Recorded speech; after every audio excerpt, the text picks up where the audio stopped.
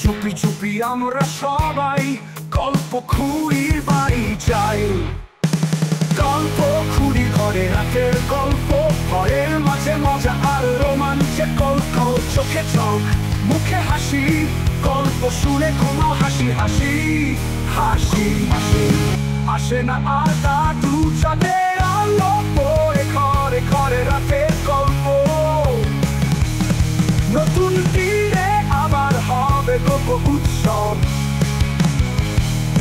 চোখে তারকা মনে খুশি, গল্পে কাটে রাশি রাশি রাশি রাশি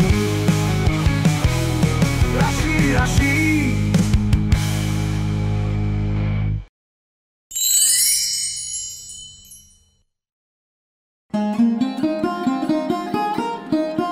না, খাবো না, খাবো না, আমি কিছুতেই খাবো না। প্রতিদিন এই সবজি ভাত খেতে আমার একটুও ভালো লাগে না। আজ আমি ভাত খাবো না বলছি, খাবো না।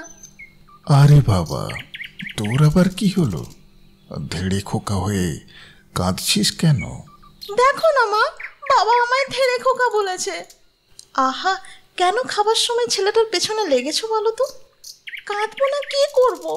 রোজ এত এত মাছ ধরছো, বাড়িতে খাবার জন্য একটাও মাছ রাখছো না।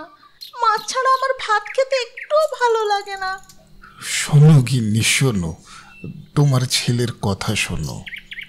আরে বাবা শোন, আমি রোজ যে মাছ ধরে আনি তা বাজারে বেচে সেই টাকা দিয়ে চাল ডাল সবজি এসব কিনে আনি। মাছ যদি বাড়িতে রাখবো তাহলে এসব জিনিস কিনবো কিসে? থাক থাক, আর আমাকে বোঝাতে হবে না। আমি এই সবজি ভাতই রোজ খেয়ে নেব। পাগল ছেলে একটি, আজ এই সবজি ভাতটুকু খেয়ে নে বাবা। কাল যা মাছ পড়বে তার বেচবো না। কাল এখন মাছ দিয়েই ভাত খেও, কেমন? রামু কোনো রকমে ছেলেকে সেদিন বুঝিয়ে ভাত খাওয়ালো। পরের দিন সকাল সকাল সে জাল নিয়ে বেরিয়ে পড়ল নদীতে মাছ ধরতে। সেদিন সারাদিন রামু মাছ ধরার চেষ্টা করেও একটাও মাছ না পেয়ে খুব হতাশ হয়ে পড়ল। হায় হায় পোড়া কপাল আমার। ছেলেকে আমি কথা দিয়েছিলাম মাছ নিয়ে বাড়ি যাব, কিন্তু কিন্তু এত কষ্ট করে এত চেষ্টার পরেও একটা মাছ পেলাম না। দেখি শেষবারের মতো একটা চেষ্টা করে। রামু শেষবারের মতো জালটা টেনে দেখল জালের মধ্যে দুটি সোনালি রঙের মাছ। রামু মাছ দুটি দেখে ভারী খুশি হলো। বাহ, মাছ দুটি তো ভারী সুন্দর। যাক, এই দুটি মাছ দিয়ে আজ দুপুরে ছেলের খাবার হয়ে যাবে। রামু খুব তাড়াতাড়ি মাছ দুটি নিয়ে বাড়ি ফিরে ছেলেকে ডাক দিল। খোকা, খোকা, বাইরে আয় খোকা। এই দেখ তোর জন্য কি মাছ এনেছি। কি মজা, কি মজা! বাবা, তুমি আমার জন্য মাছ এনেছো? কই দেখি তো বাবা, কেমন মাছ এনেছো? বাহ, মাছ দুটি তো ভারী সুন্দর। ওগো, তুমি কোত্থেকে পেলে এত সুন্দর মাছ? নদীতে পেয়েছি গো, নদীতে। আজ এই দুটি মাছ ছাড়া আর কিছুই পড়ল না। যাও যাও যাও গিন্নি, তাড়াতাড়ি ছেলেকে মাছ দুটি রান্না করে দাও। না বাবা, এই মাছ দুটি আমার খেতে ইচ্ছে করছে না। আমি এই মাছ দুটি চাষ করব বাবা। শোনো গিন্নি, তোমার পাগল ছেলের কথা শোনো। তা খোকা, আমাদের কি কোনো পুকুর আছে যে মাছ চাষ করব? তাতে কি হয়েছে? আমাদের যে গোয়াল ঘরটা আছে ওখানেই চাষ করি না বাবা। ওগো, দেখো ছেলের বুদ্ধি দেখো। ছেলের যখন এতই ইচ্ছে, বরং তুমি গোয়াল ঘরটাকে মাছ চাষের উপযোগী করে তোলো। হ্যাঁ হ্যাঁ, যা বলেছ, এই আমি এখনই যাচ্ছি। তোমরা বরং মাছ দুটিকে জলের মধ্যে রাখো। রামু গোয়াল ঘরটাকে সুন্দর করে পরিষ্কার করে সেখানে বেশ বড় চৌবাচ্চা বানালো আর তাতে জল ভরে দিল। আর ওই জলের মধ্যেই মাছ দুটি ছেড়ে দিল। রিন্টু খুশি হয়ে বলল, দেখো বাবা, মাছ দুটি কেমন জল পেয়ে খেলছে প্রাণ খুলে। হ্যাঁ বাবা, এই দৃশ্য দেখে আমার মনটা ভরে উঠেছে। কাল যদি আরো এরকম কিছু মাছ পাই, তাদেরও এদের সাথে একসাথে এখানে ছেড়ে দেব। বোন, এই জেলেটা আমাদের প্রাণে বাঁচিয়েছে, আমাদের একে কিছু সাহায্য করা উচিত, কি বলিস? হ্যাঁ বোন, আমাদের এমন কিছু করা উচিত যা দিয়ে এই জেলের উপকার হয়। চল, আমরা ওই জেলেকে আরও কিছু মাছ দিয়ে সাহায্য করি, যা এই জেলে বাজারে বিক্রি করে আর্থিক সাহায্য পেতে পারে। পরের দিন রামু মাছ দুটিকে দেখতে গোয়াল ঘরে এলো। এসে যা দেখলো, রামু নিজের চোখকে বিশ্বাস করতে পারল না। আরে, আমি কি স্বপ্ন দেখছি? না না, এ তো স্বপ্ন নয়, সত্যি আমার গোয়াল ঘর ভর্তি মাছ। আরে ও গিন্নি, গিন্নি, একবার এসো, তাড়াতাড়ি এখানে এসো। আরে কি হলো, এত ডাকছো কেন? আরে দেখোই না এসে, কি কি কাণ্ড! কাল তো আমরা দুটো মাছ রেখেছিলাম, আজ দেখো গোয়াল ভর্তি মাছ। হ্যাঁ গো, তাই তো দেখছি গো, মাছ দুটি দেখছি ভারী লক্ষ্মী, রূপেও লক্ষ্মী, গুণেও লক্ষ্মী। হ্যাঁ গো, আজ থেকে আর নদীতে যাব না, এই গোয়াল ঘরেই মাছ চাষ করব সবাই মিলে। এরপর থেকে রামু আর নদীতে মাছ ধরতে গেল না, গোয়াল ঘর থেকে কিছু মাছ নিয়ে বাজারে গেল বিক্রি করতে,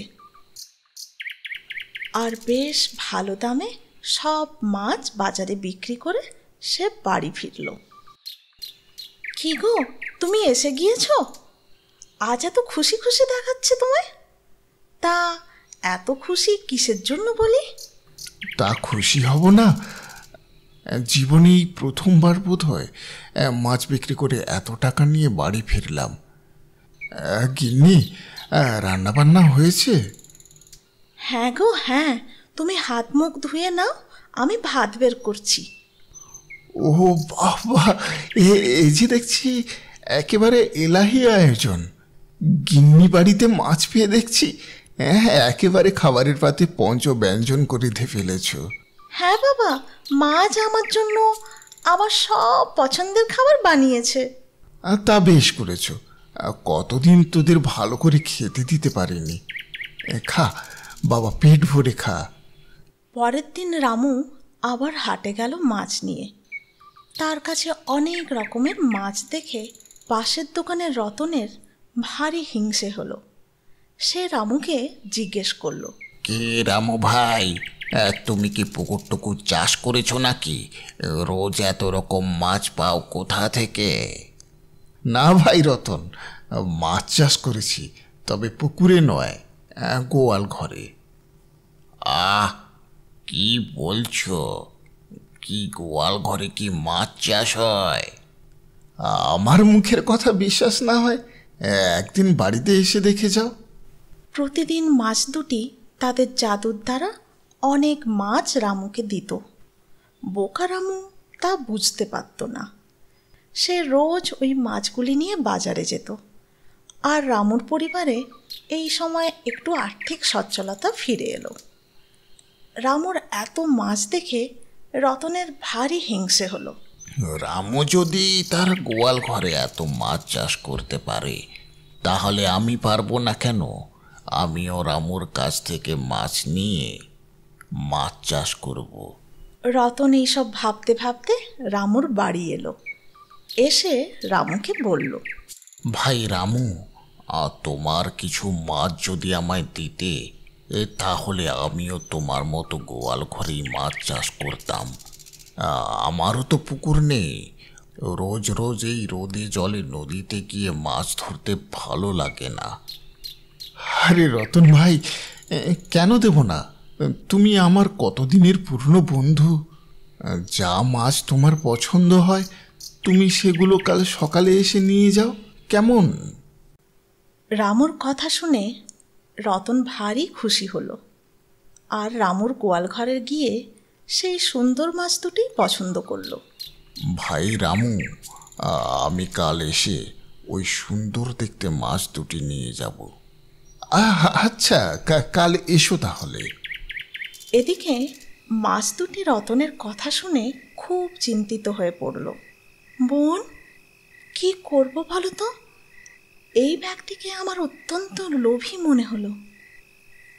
বোন, আমারও তাই মনে হলো।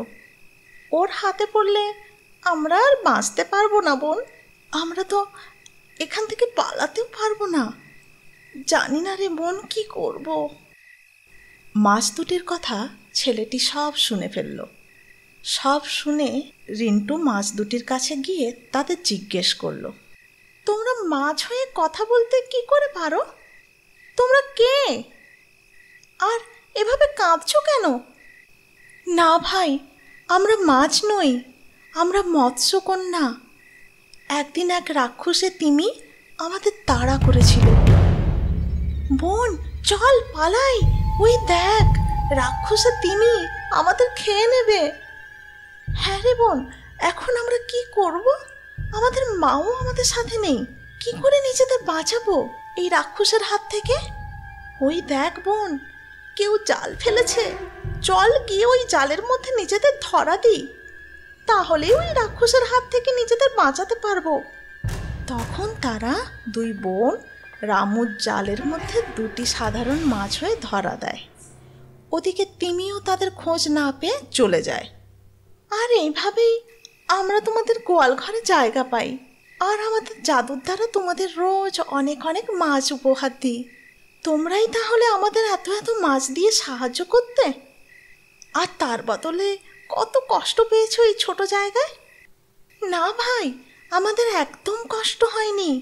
তোমরা আমাদের নতুন করে প্রাণ দিয়েছ, আর তার বদলে আমরা তোমাদের মাছ দিয়ে সাহায্য করেছি। তোমাদের এই সাহায্য আমরা কোনোদিন ভুলতে পারবো না। এখন তোমরা বলো, আমি তোমাদের কিভাবে সাহায্য করতে পারি?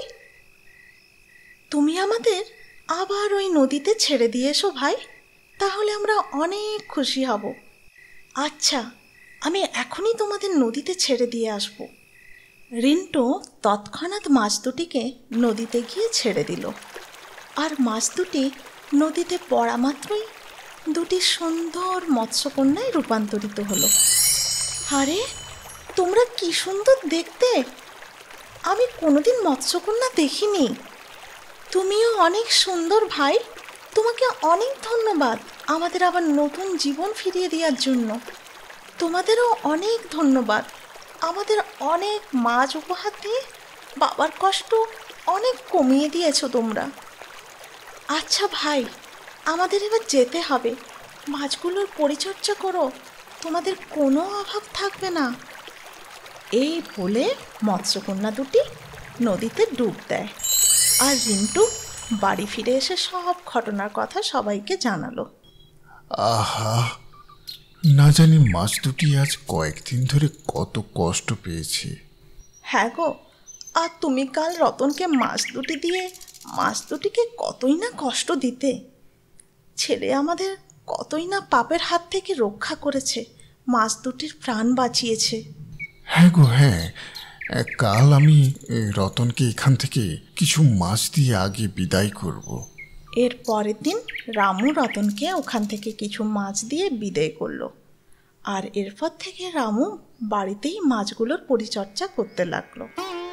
কিছুদিনের মধ্যেই রামু ধনী হয়ে গেল আর নিজের পরিবার নিয়ে খুশি খুশি দিন কাটাতে লাগলো।